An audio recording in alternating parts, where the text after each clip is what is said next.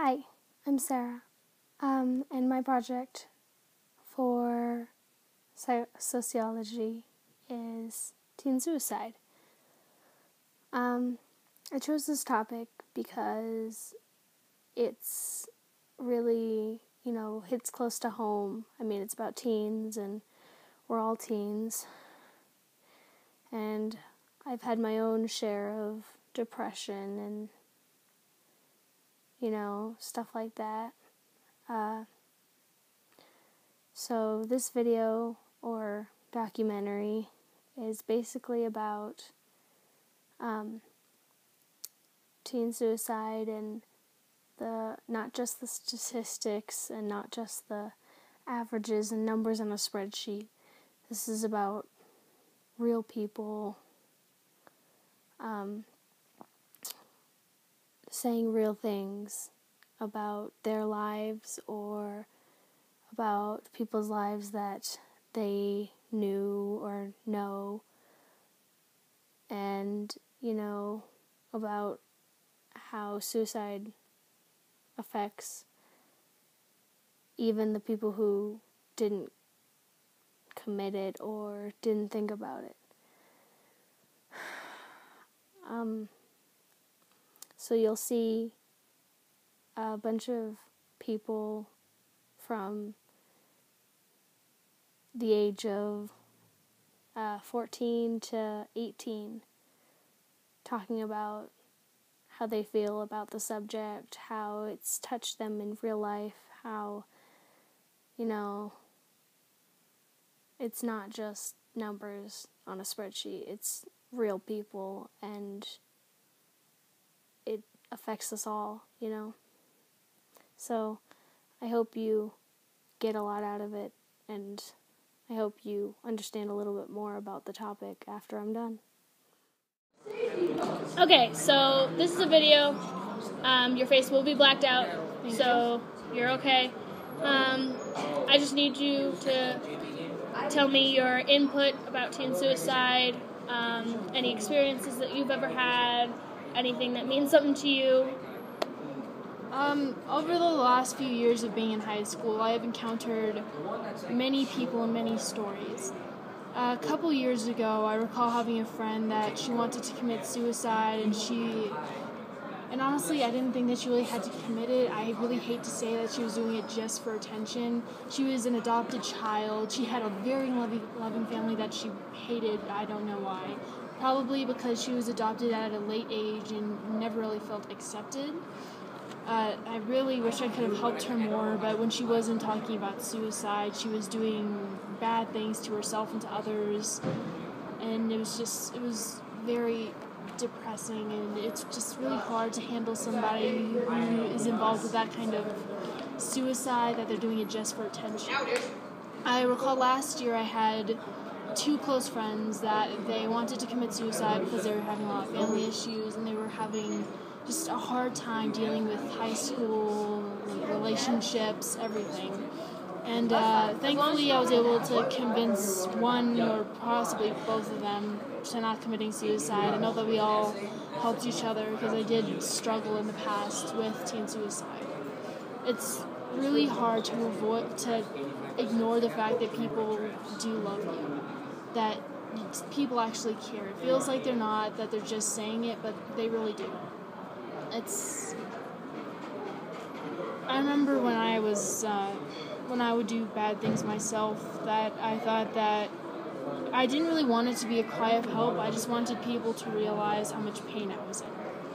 I would cut myself. I couldn't really put myself up to it to cut myself actually. I would instead mutilate my body once I used a dental tool to try and carve a picture into my arm, things like that. It was just really stupid, and now that I realize all the things that I've done, it's depressing and it's hurtful. I mean, I wouldn't want to see one of my own friends or family members doing that to themselves, trying to, making nooses every day or something like that. It's just really painful.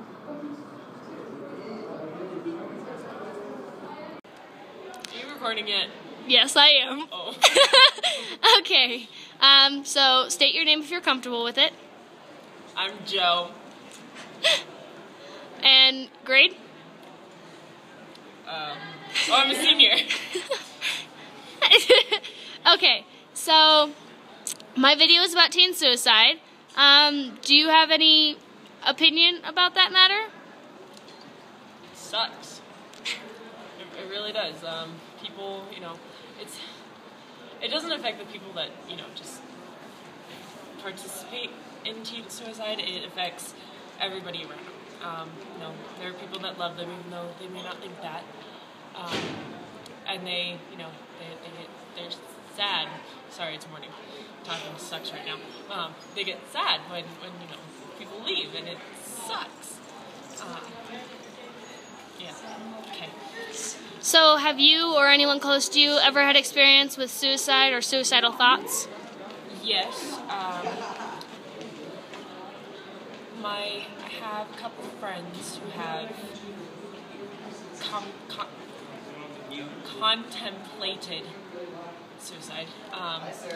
They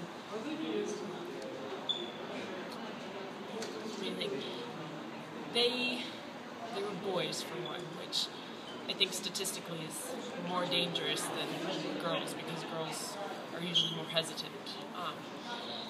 And these guys, they're pretty good-looking guys, so it didn't really make sense. Hi, guys. And That's going to be edited out. Continue.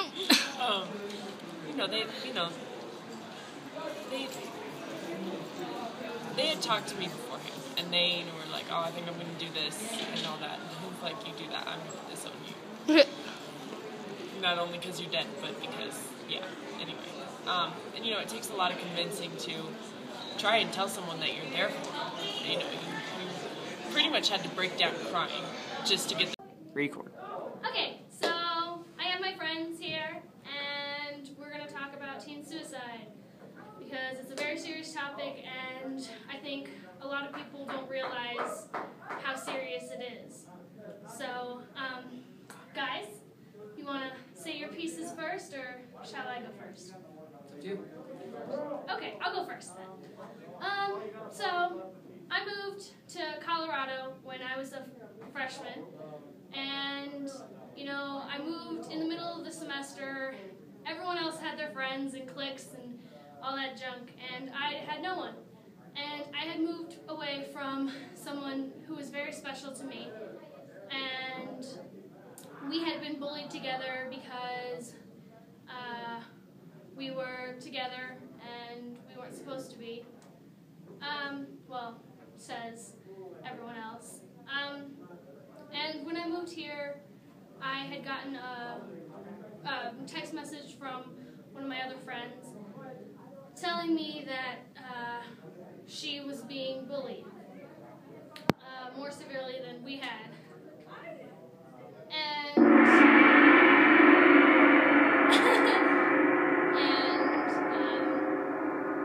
I had found out that she had committed suicide. And she was really important to me, and I had no one here, so I thought that the only way to feel better was to commit suicide myself. But I realized something, that the pain that I had been through when she committed suicide would be the same thing my family would go through, or a couple of friends that I had found. So I decided that instead of committing it, I would try my best to prevent it for everyone else and to stay strong. So that's my story. Yay. You ready to go? Yeah, Jacob, you're next. We're in school right now.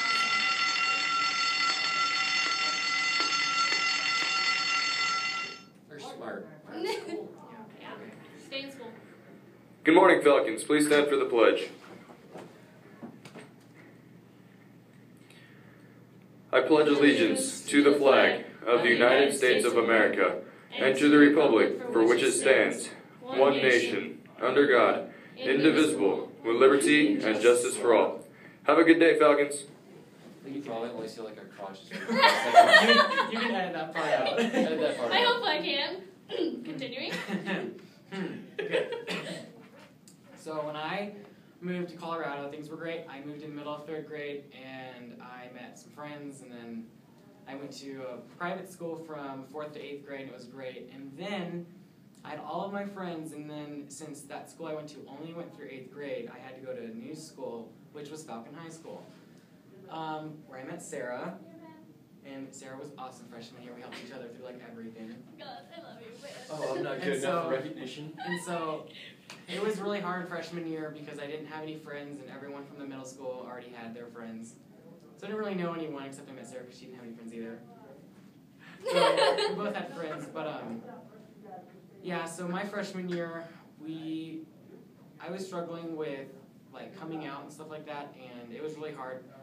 And so there was at a point where, well, because I grew up in a Christian home, so even today it's still a struggle because it's told, I'm told it's wrong and stuff like that. So it's still a struggle, but that on top of handling school and what people think of me, it just all piles up. And so there was one night my freshman year, I stayed up all night, and I just contemplated taking myself.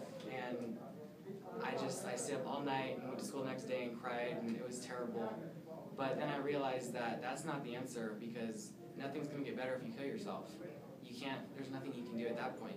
So you might as well strive to do better.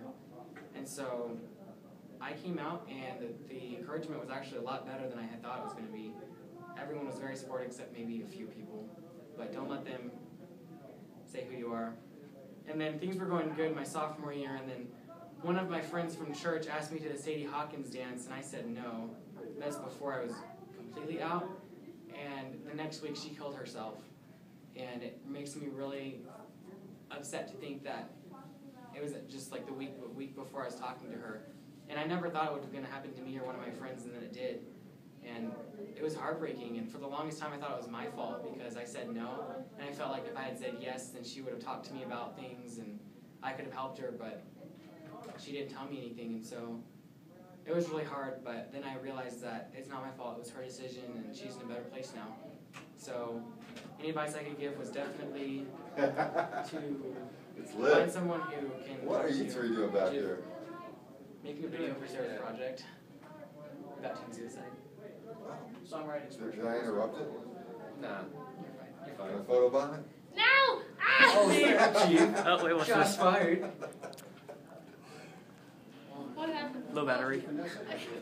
So if you can find someone to talk to, definitely find someone to talk to. If there's community groups, talk to an adult or a student who knows better. Just talk to someone. It helps a lot. Truth. Okay, Jared. Hey, I'm Jared. For those that you don't know, sub ladies. I was bullied a crap ton when I was in middle school before I got to move to Colorado. I was fat. I had no friends. It's hard to imagine. But I was really fat. People made fun of me nonstop. Like, I purposely made myself sick so I didn't have to go to school because it was that bad. I just didn't want to. My mom thought like I was a hypochondriac. Like, not hypochondriac, but you're like, you always think you're sick. It was just an excuse so I could stay home. I've been stabbed because of it. Someone went, he looks funny, let's stab the fat kid. They stabbed the fat kid. I was made fun of. People threw stuff at me. They threw notes in the car saying like I should go kill myself. You're worthless. You're stupid. So, I started believing it. Good thing I didn't know how to make a knot because I tried, and when I put my head in and I felt, it loosened, and for a split second I thought I did it. So my life was flashing before my eyes, and immediately when I did it, I felt nothing but regret because I knew that it wouldn't be just me suffering and then not. The suffering would still continue because I wouldn't be there to help other people, and my family would have been devastated. Yeah. So I'm still here, and if there's anything I can do, I want to help.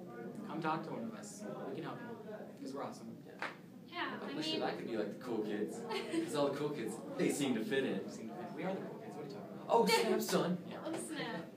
But on a more serious note, if you need help or if you think one of your friends needs help, talk to them, talk to us, talk to anyone, because you'd be surprised about how many people, you know, that are close to you have to deal with this day to day or have to feel the pain of being bullied, or maybe home life isn't the best, or something like that.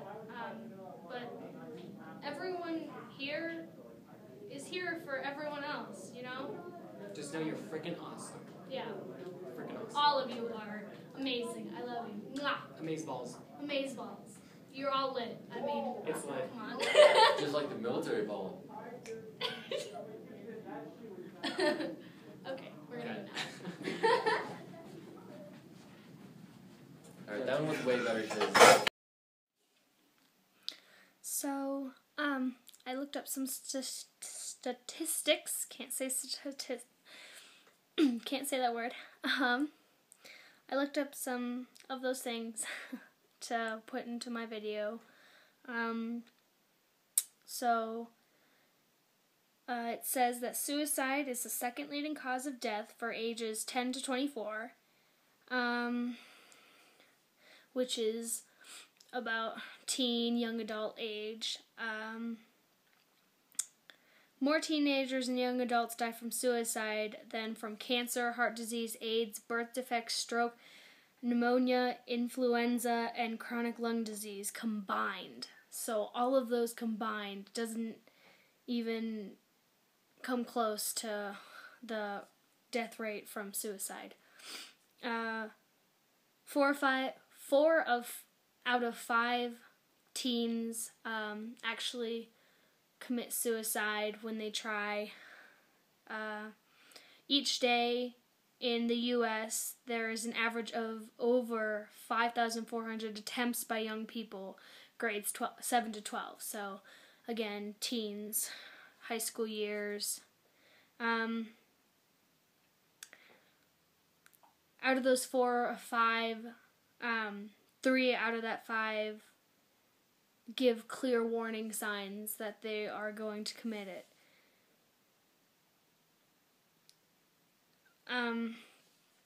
So that's a lot of big numbers, you know, over 5,400 teens, you know, in our nation each day. So it's just crazy to think what a big number that is. And I know I said that it's not just numbers on a page, and it's not. But if you do look at those numbers, they're ridiculous. And it's just kind of crazy to think that people, even the people around you that, you know, you would never even think, like, what? Like, they think about it, or they're dealing with depression or bullying. So next time you're on the internet or you're talking to friends and you say, oh, go kill yourself, or you say, oh, you're a faggot, or you start saying mean things, even if you're joking, think about it before you say it, because that can hurt a lot of people if they don't know you're joking, especially over the internet. I mean, it's really hard to get a joke across. So please think about what you say, and if you're dealing with it, there are people that you can talk to. So